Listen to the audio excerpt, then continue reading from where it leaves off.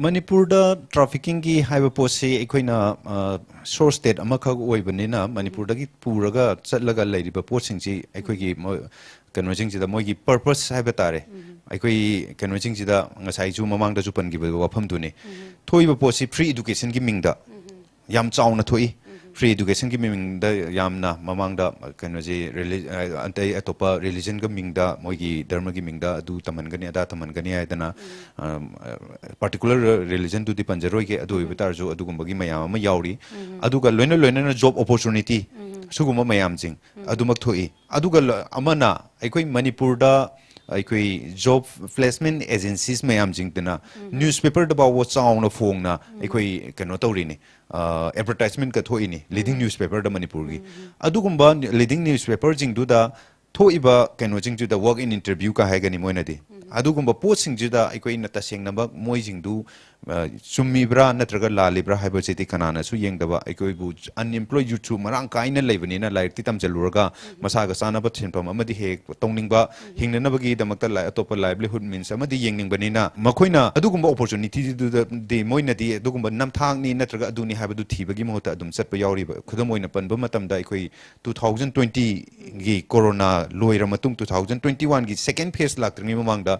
chauna February month da chauna खबर दा हाप तो इनी हाप मतुंग जिदा होटल ममिंग दि पंजररोय गी मणिपुर गी लैरिबा अखोय गी होटल अचौवा होटल अमा खक्ता वर्क इन इंटरव्यू हाइदना नुपा यांखै नुपा मचा यांखै नुपी मचा यांखै रिक्रूट तौगने हाइदना फोंग ने हेता केनो नि तौरिसि अदुबु हारिबदुदा अखोय तसेंग नमकिदि अखोय यामना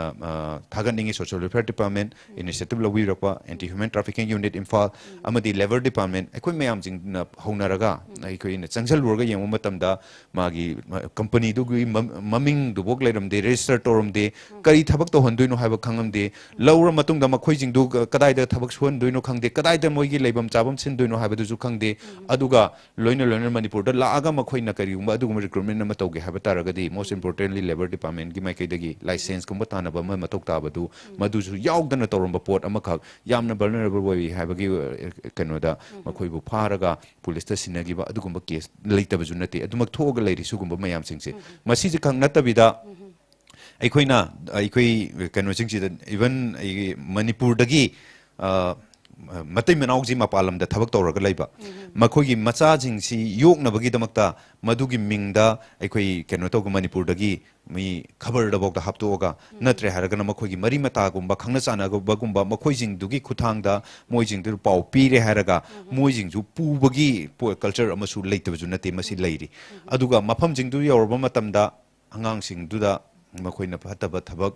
adum nate chadaba thabak haitare aikoi na sexually exploit tawagi case mamang da thokiba leire sugumba case adumak thoi Manipur da aduna aikoi mikhup na hum singba darkar oi haba pochi wafam chi su tamja